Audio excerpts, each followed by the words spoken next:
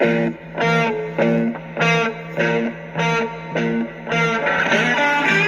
listening to 50 Pirates in 50 Days on the Sports Objective Podcast. A new era of East Carolina football is here and will begin on August 31st when Mike Houston leads the Pirates into action at NC State. Between now and then, join us for a daily trip down memory lane as we experience Pirate football through the words of the men who made those memorable moments happen. Here's your host, Bubba Rosenbaum. Welcome into the Sports Objective Podcast as we continue on with our 50 Pirates in 50 Days series, and we've caught up with a number of offensive linemen in his various stints at ECU, and now we're very excited to talk to a guy who played for Coach Shank from 2000 to 2002, Charlie Dempsey. Coach, welcome into the show. Hey, how's it going? Glad to be here.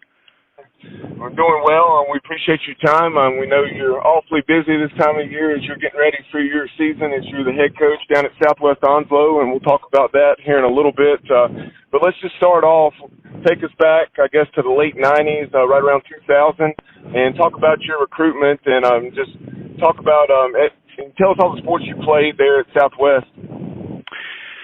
Yeah, so I guess it started, I went to ECU football camp.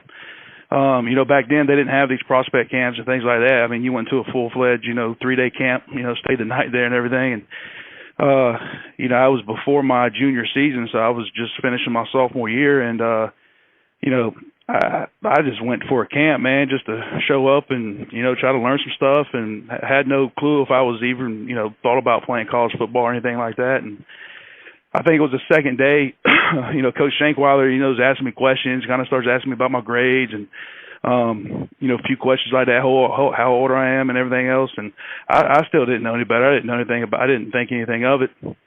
Next thing I know, later that evening, in the evening session, Coach Logan comes up to me and starts talking to me and offers me a full scholarship. And man, I was like, I couldn't believe what I was hearing. And, just great, great opportunity. I was really excited. I'd always loved East Carolina, being an East Carolina boy. My sister was already in college there, so I'd already, already experienced the games and, experienced being a Pirate and all that. And so yeah, man, it was a really exciting time for me. So, did you take time to go home and discuss it over with your folks before committing, or how did that go? Yeah, so funny story, because Coach Logan being who he is, I can never forget him offering me, and here I am. I'm nervous, shaking, freaking out. I'm excited, just getting offered a full scholarship, and he's sitting there telling me, he's like, if you commit to me as a junior, I'll guarantee you a full ride scholarship. He said, but he said, if you commit to me and you break that commitment, he's like, I got a couple of Italian friends that don't mind breaking some legs for me. And, I'm kind of like laughing about it. And like, he's staring me down. He never once smiles, cracks a smile or anything. And I'm like, is this guy serious? And, but yeah, I just thought that was funny looking back on it. But no, I did go home, went home, talked to my family about it. And, I ended up waiting till junior day, which was in February. Played my junior season, and had some interest from a couple other schools here in the state, and I knew my heart is where I wanted to go. I went to I went to games at Carolina and State and things like that, and at that time East Carolina was beating up on those guys. David Garrard was only a freshman, I think, getting ready to be a sophomore. And with the Leonard Henry and Pernell Griffin and those guys there, and they were I think they'd actually knocked off, I think, Miami and and on into that '99 season, and I just knew that's where I was wanting to be at. I was wanting to be part of that group that was going to put East Carolina on the map and get them nationally known. And we had a great recruiting class, with Vontae Leach, Terrence Copper, and Marvin Towns. We were all number one prospects in our position, and we were all committed to East Carolina, and just really excited to be part of that group. And Chance, obviously Coach Shankweiler, loved him, wanted to play for him. Coach Logan, type of head coach, man, I wanted to play for, and then Jeff Connors, our strength coach, man. I knew at 6'4", 275 coming out of high school, I was a pretty average sized kid, for playing offensive line. That I knew Jeff Connors was going to push me harder than any strength coach, in the state and in the country, and that's what I wanted. I mean, that's what I knew, that's what I needed, and so I was really excited to join the program. So with Coach Shank, this is a question I've asked those other guys we've had on that played under him, but what can you say about his style and his approach to things? And I can only imagine now as a head coach and prior to you getting a head job, how much of what you learned from Coach Shank you apply?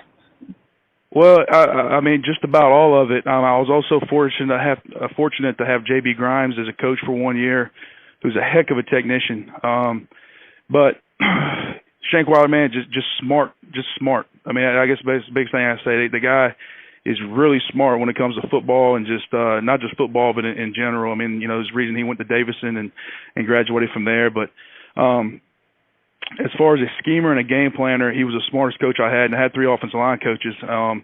But he would just scheme things up in the middle of a game, and he would totally change a blocking scheme, right in the middle of the game based on what they're doing, and we'd go out there and execute it, and we'd score. I mean, it's just that type of stuff. Like hey, if they're going to do this, this is how they're going to do this. When we line up in this, we're going to X and O this here and change this, and all of a sudden, we go out there and hit it, and bam, it scores. I mean, so it's just exciting, to be a part of a staff that could do that. But yeah, as far as his coaching style, man, he's that guy that was going to ride you, get on you. But he's going to yell at you on the field, but love you up later. And, just really respected him, cared a lot about him. He cared a lot about his players, and, just excited to have him back, with the Pirates again. So after arriving in East Carolina in, I guess, 2000, you redshirted that 2000 season, and then as a redshirt freshman in 2001, I know one of the standouts we had on the offensive line at that point was Brian Rempf, a guy who's currently in coaching, and he's also an AD down in Camden, South Carolina, Camden High School. Talk about the opportunity you had to learn playing behind guys like Brian Rempf. Well, I tell you what, I really respected Brian. Brian hosted me when I was a recruit, and so kind of right off the bat, he was that different guy. Brian wasn't the partier. He wasn't he was really focused. Went out and did his job, and didn't get distracted by a whole lot of stuff. And when you looked at Brian when he was younger, he didn't wow you. He was kind of a goofy looking guy. He wasn't the strongest guy in the weight room, but the guy worked his tail off, and he really focused on his fundamentals, and he really put time work into film study and things like that, and took care of the job in the classroom. And I saw that early, and try to get under his wing a little bit and just mimic what he did, and really respected the things he did. And I was fortunate to get to play beside him for 2 or 3 years. Me and him on that left side together, and so yeah, Brian did a great job. And actually, me and Brian ran into each other. I was me and my wife was fortunate to get sent to the FCA marriage retreat this summer at in Black Mountain, and ran into Brian and his wife there. And so we got to spend 3 days together there, man, just catching up. It was good times. Okay, yeah, that's what my wife and I had actually attended one of those a few years ago down in, I guess probably 4 or 5 years ago now, down in Myrtle Beach. They're definitely a great event. Yep. But in your last 3 seasons with the Pirates, from 2002 to 2004, I know you started pretty much every game, 36 consecutive ball games. So during that stretch, just talk about your time, and are there a game or two, or is there a game or two, that really stands out? Well, I think, really, man, I had a great experience. A lot of people don't realize I was the young guy amongst a group of, as a sophomore I started, and I was the one sophomore amongst a bunch of juniors, and I had to go win that spot. I was the backup to Aaron Walker my freshman year, and I got into every game. And then, we head into spring ball, and Coach Shank had actually moved, another junior, over in front of me, and and I had to go earn that spot back. Kind of lit a fire under me a little bit. I don't know if he did that on purpose or not, but I had a really good spring ball, and I went and earned that starting job. And so I was, amongst that group with Brian Renf and Doug White at center, and Brian Fox at right guard, and Corey Schmidt and Brandon Pope kind of split time at right tackle. And so we were fortunate to have a group that played together. We played a lot of football together, and when you can have a continuity of a group like that, man, and just play a lot of football games together, it starts getting really fun. I mean, you start understanding each other, and you just start understanding what each other's thinking. You don't have to, make line calls and stuff like that. You already know, we all put the time in and the work in and the film study in, and we all want to be really good. And so that was just a really fun group to play with, man. I really enjoyed my time with those guys, and you build a bond and a brotherhood, and as the O-line coach here, that's the big thing I talk about is kind of playing for each other and building that bond. And so I was fortunate to be part of a really great offensive line, and a lot of people don't realize that the 3 years we all played together, we had a 1,000-yard rusher each year, and three different 1,000-yard it was a different 1,000-yard rusher each year. Leonard Henry one year, and then Art Brown and Marvin Towns. So it was a really good group to be with, man. Fun group. Yeah, so I think the biggest thing I learned, man, during that time, and was just one, having to go earn my spot. I tell those guys all the time, you can't get butt hurt, man. You got to go out and just put your head down and go to work. And in that group I was with, man, they just we all respected each other, and became just developed a really strong bond, and it's fun time to be an offensive lineman there. But yeah, as far as things that stick out, man. Man, I was fortunate, man. I went through some really good times, and unfortunately through my career, went through the bad times too. But man, I mean, playing in the, I was actually the backup during the GMAC Bowl. I actually got in that game and got hurt. That GMAC Bowl with Byron Leftwich and the shootout. Yeah, at the time was the highest scoring bowl game in history. So, I mean, unfortunately, we ended up on the bad end of that. But man, we had some games. I think we come back and beat Houston in triple overtime. Playing in the Astrodome. When we went down there for the GoucherFurniture.com Bowl and that shootout against Texas Tech. And but I tell you what, man, one that really sticks out is my junior year. We played South Florida. We hosted South Florida at our place. And at that time, they were like the 13th ranked defense in the nation. They were really good. They had a really stout defense, and those guys were coming in there, and they were pretty cocky about it too. But man, I tell you what, our guys dominated. Our offensive line dominated that game. We ended up getting Marvin Towns 100 yards rushing that first half, and he got hurt right before halftime. And Art Brown was already hurt, and so we actually, I don't know if you remember, anybody remembers this, but we ended up moving Vontae Leach to tailback. I do, but second half of that game was just a man possessed that game. Yeah, and Vontae, and we got Vontae 100 yards in the second half. So we had a 200 yard over 200 yards rushing, and it was two different backs, and one of them being our fullback at tailback. And we would just, I never forget that game, because at the beginning of that game, their defense, their D linemen, their linebackers, they were mouthing off. I mean, they were talking trash. By the end of that game, it was silent, and their eyes were just as big as, they didn't know what was going on. We were just pounding it right at them, and it was just good old-fashioned football. And, unfortunately, we lost that game in double overtime.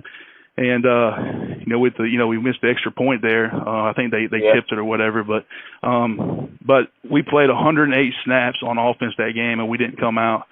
And, typically probably in college an average, usually about 70, 80, is probably what you're counting. But we played 108 snaps, and that was one game I remember, man. We were done. I look over, and, I'm down on my knees, and Brian's laid out on the ground, and we just gave it everything we had. But, that's one game I remember, man, that I always remember, we took a 13th rate defense in the country, and we, shoved it right down their throat and overcome the adversity of having lost a running back and things like that. And I mean, it was just a good time. But yeah, I mean, like I said, other than that, as far as games, man, I mean, knocking off TCU on Thanksgiving, they were ranked 23rd in the nation, and going down to Miami playing the Orange Bowl, man, just tons of memories, man. I mean, it was a really good time.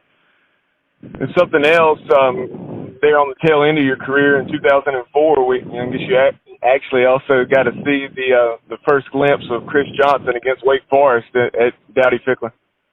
Oh yeah. When he had, I just remember I was not able to attend that. That's when I was still playing small college football. But after my game, my dad and I were listening to it, and I just remember Jeff Charles talking about. He said, "Man, he can fly." Yeah. The thing I never forget about that game was, early on, Chris had a bad habit of wanting to bounce it outside, probably like he did everything he did in high school, and he probably was so fast that he was able to do it, But I'll never forget, there was one time he hit the outside, and the safety had the angle. It was like he's, the safety had the angle on him, and he's taking it, and Chris hit another gear, and he flew by that guy, and it made that guy look stupid. And at that time, I was like, wow. I said, that guy's got something special. And, unfortunately, obviously we had a rough year that year. We had some injuries up front, and, I was the only senior amongst, some new offensive linemen. We were making a lot of changes up front, but yeah, I think early on, Chris had to learn how to use his speed, and, obviously throughout his career, he finally learned how to become a tailback and set up blocks and read blocks and then know when to burst and when not to burst. But, he ended up being a heck of a tailback. And, I seen him not too long ago at homecoming, man, and it's great to see. It's great when you see Chris Johnson remember you and come up to you hey Demp, what's up, man? He was pumped to see me, and and I forget, I was kind of the old guy, the leader amongst those guys, when he was coming through. But yeah, it's a great dude. That's what I know. At ECU, you majored in business administration, and now you're a head coach, and we'll talk about that in a minute. But prior to getting into teaching and coaching, that's what you actually pursued, something in the area of business. You're a restaurant owner, a co-owner. So talk about that experience that you had for those few years. Yeah, so, when I first got to college, honestly, I wasn't sure what I wanted to do. One of my best friends from high school had moved to Greenville, and he was working at a pizza place here before we left, and then he went, and when we, a couple of our buddies all went to Greenville and went to school, and he went and he started working at Big Apple Pizzeria, which is right there in Greenville, and it was one of 3 different locations at the time. But anyway, man, me and him were talking. He had lots of years of experience in doing the pizza stuff. He'd worked here at one New York pizzeria here in Jacksonville for about 2 years before heading that way, and then but we just talked, we're like, hey man, let's open our own place one day. And I was like, I liked it. I liked the idea of the business. Kind of just got my wheels turning, and so it kind of made me want to head into business for my degree, and it's just kind of one of those deals, man, that, like I said, we kind of continuously talked about, hey, he's got the pizza experience, I'll get the business experience, and, kind of going through that. And it's funny how timing works, man. It was about maybe 6 months after I graduated and, was done with school and had my business degree that his owner had actually offered to, sell him the business. And so we jumped on it, and, through some connections, a good buddy, Paul Kapler, was a loan officer at the bank, so he was able to help us out, in that area, and get some things secured, and we were able to pursue that dream, and then things were rolling, and had the Greenville location for 2 years, had the opportunity to expand to Morehead City, and so we had 2 locations actually rolling at once, and it was even the Morehead City was going really great numbers, and then just unfortunately 2008 come along, and I don't know if anybody remembers 2008, but that was a tough time for everybody. Gas prices shot up, food costs for us had doubled, and it was just made it tough for us to kind of continue what we were doing. If we probably hadn't expanded, we probably would have been able to hunker down and hold on to it, but at the time we had to make a smart decision, get out while we were ahead, and and so we had to sell the business and get out of it. But man, I enjoyed those 3 years. I enjoyed being a business owner and working for myself. Very similar to what I do. What I do now. As far as the time goes and just putting time into it. But no, I thoroughly enjoyed it, and I learned a lot from that experience for sure. Now, exactly how did you make the decision? Obviously that led you into the decision to teaching coach. But yeah. as far as coaching, what was your first job, and talk about your path into becoming a head coach. Well, I tell you what, when I got done, man, I tell you what, it's, you go through a little rough time, when you go through what I went through during that time, just got done giving up, a dream that I had of owning a business, and not sure what I wanted to do next, and you kind of soul searched a little bit, spent some time trying to figure out what I wanted to do, and at the end of the day, I was like, man, I knew I missed football, I knew I missed the team, I missed being in the locker room, I missed everything about it, and it was probably what I knew besides, obviously learning my degree in business. I mean, it was what I knew the most about. And so I'll be honest with you, I actually came to East Carolina and had interviewed with Coach Shank about being an offensive GA. And so I talked to him. I was, because at that time I was 4 years removed, and Coach Shank was kind of excited for the opportunity. He tried to talk me out of it, but that's what he does with everybody, because he was like, man, it's to be a college coach, you got to really, really want to do it. But I really wanted to do it. I was excited about it, and so he told me, I'd be the next offensive GA. Just at the time, the way those work is, the GAs are there for 2 years at a time. Dwayne Ledford, who is, I think, the OC at Louisville now, right? He was finishing his first year, so he had one more year left to be a GA. And Coach said, he was like, when Larry's time is up, he said, you're good to go. He said, in the meantime, best thing you can do is get some coaching experience. So I was like, well, I'd always talked to Coach Padgett here at Southwest, and that was my head coach. And he was always like, anytime you want to come back home and help out. So I talked to him, and, he was all about it. And it just so happened that, I needed to make some money in the meantime, and we had a business position open as in the business department for teaching. So I went ahead and got hired as a business teacher here at Southwest High School, and I went through the lateral entry process, which allows me to teach and then take some classes through ECU, get my teaching degree, and pass the practices and all that. And so I was able to get in the system like that and go ahead and earn some money, and while I waited around for that year to come around. And then at the end of the year, that's when Coach Holtz decided to take the job down in South Florida, and obviously took the whole staff with him. And I probably could have went down there with him, and I'll be honest with you, it was a very difficult decision, but I kind of made some roots here and was really enjoying what I was doing back at my school, and kind of giving back to what had given so much to me, and just really enjoyed coaching high school kids. So I decided to stay here, continue doing what I was doing, and then I kind of knew Coach Padgett, who like you said, he took over the head coach here as in 1988, or I'm sorry, I think maybe 1987.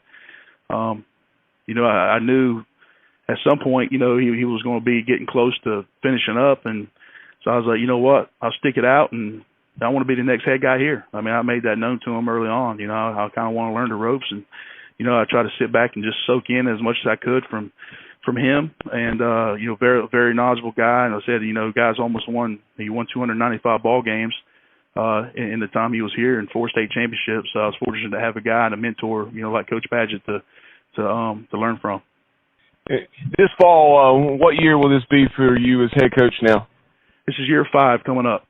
Okay, I know it's been at least a few years, but yeah, year 5 coming up. I know it's easy to lose track, but let's talk a little bit right quick. I know you're running short on time, but let's talk quickly about this year's team.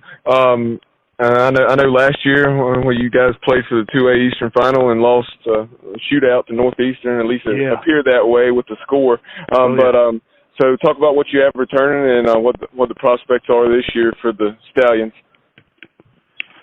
Well, I'll tell you what, I graduated really a really talented senior class from last year's team. We were really big. I had quite a few kids sign college. One of those kids being Derek Green, who had originally signed with Oklahoma, but is now at Vanderbilt. And Isaac Anderson, who's at Chowan right now, and then so those are two of my main guys who are off the playing college ball. And to my big linemen that I had.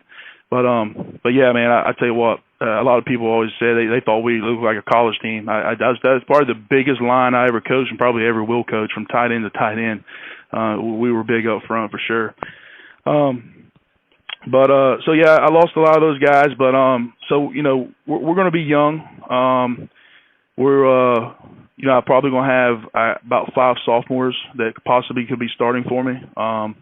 But they're good-looking kids.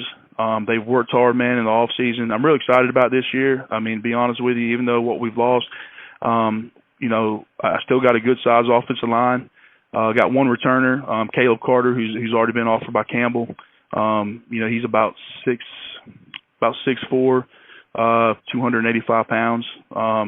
He's a good-looking kid, moves well, works hard, and he plays both ways for me. And then we got a couple guys, key positions. Jarick Foster, plays wide receiver. He's going to be all over the field for me. He's my athlete. And then Antonio Simmons, who was our defensive MVP for last year, and he's going to be back for us. So other than that, man, I really only have about 5 returners, and that's both ways, man. With 2A football, we go both ways, Ironman football. But a lot of good young guys, a lot of good prospects. So we're going to have to be do our job as coaches this year and coach them up. But really excited about the opportunity. I think this group, the biggest thing I think that I'm worried about is their just experience. But I think by the time we get to the end of the season, to the playoffs, we're going to be peaking at the right time. We'll have a chance to make a little run for it. I wanted to ask you about a guy that played for you in the past. Now he's at East Carolina, D'Angelo McKinney. Last year, he's a true freshman. He came in as a defensive lineman, and then he was transitioned over to the offensive side of the ball due to some depth issues at tight end, and now the new staff has him back on the defensive line. And last I saw, he was listed at 6'4", 277 pounds, and can provide some much-needed depth there on the D-line because that's an area that we do have some depth issues right now. Yeah, D'Angelo McKinney's a great kid. He actually came to me his junior year, so I only had him for 2 seasons. But kid works hard. I knew right away when he got here, he had what it takes if he wanted it. Bust his tail in the weight room, very coachable kid. Bust his tail out on the field. But he just, you just look at him and you can tell he's got the body. I mean, he's got those high hips. He's got those long arms. I tried to tell him he can be a heck of a left tackle. As a matter of fact, me and Coach Shankwell have already had this talk. I think Coach Shankwell was trying to recruit him over to the left side, and I give him the old Guy Wimper story. Oh yeah. And he may end up over there. I don't know. He's fighting it, but he may end up over there because he's got that body, man. He's just got long arms and he's athletic and he can move. But I tell you what, I went and watched him practice, watched him this spring, and he's doing a great job up front defense, and he's really working hard. And when on his off week, he was here. He's here every day. He was out here at our field working, and had a couple guys out there with him doing bag drills and everything else, and hitting the weight room, and just good to have guys like that come back around. I'm excited for him, and excited to watch him succeed.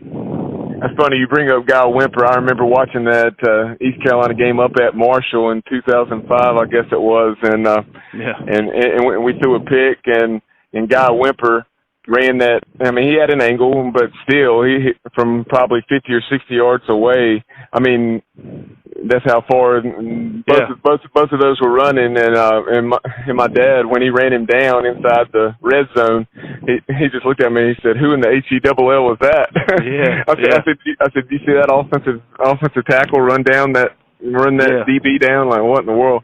Yeah. Well, he was a heck of a defensive end before that, of course, and then playing tight end too, and then obviously I think he made a smart decision, making lots of money and playing for a Super Bowl. Oh yeah, that's what I knew as soon as I saw that play, and I actually later on saw it referenced in an article, be it by him or a reporter, just talking about the play that changed Guy Wimper's path. Yeah, as far as attracting scouts' attention. Yeah. Oh, I bet. I'm sure. But yeah, he's a heck of a football player. I was happy to watch him and happy to see him succeed for sure. The last thing I want to ask you about, Charlie, you talked about the relationship you have with Coach Shank and how much that's meant to you, and benefited you over the years. But also I wanted to talk about the relationship. I know there's probably several teammates that you have tight relationships with, but I know Paul Troth, who was a quarterback in 2002 and then also 2003, that you and Paul are still pretty close. So can you talk about that? Yeah. Paul was my roommate. Paul, we were roommates, me and Paul Troth and Hagen Mason and Art Brown. We're all roommates right there, pretty much for the whole time. We were in college. But me and Paul have always kept in touch, and he's a great guy. And I tell you what, man, he's doing a great job, and I'm sure you've seen him on ESPN, Elite 11, working with Trent Dilfer and doing all the things he's doing. And but man, just down to earth, man. His mom actually has a place here on Topsail Island, which is about 15, 20 minutes away from us here in Jacksonville. So he comes once, sometimes twice a year, and hits me up every time and comes to work with my quarterbacks. And, we just, sit in the office and just get on the board, man, just talk football, and just fun to be around each other, man. And we're just rooting for each other, fun to, see each other succeed in the way we are. And we were just talking about that, it seems like yesterday, man, we were just, in Pirates Cove, they're, roommates together, and, to see where we're at now. And, he's had some adversity to overcome as well in his life. And, so just proud of, what he's become and what he's doing. And, glad to have been able to keep the friendship with him for sure throughout the years. Absolutely. And well, Charlie, we appreciate your time. You've been very generous. Really appreciate you coming on. Best of luck to you in Southwest Onslow this year. And we look forward to hopefully catching up with you down the road. Absolutely. I appreciate you guys thinking about me, and appreciate you guys having me on.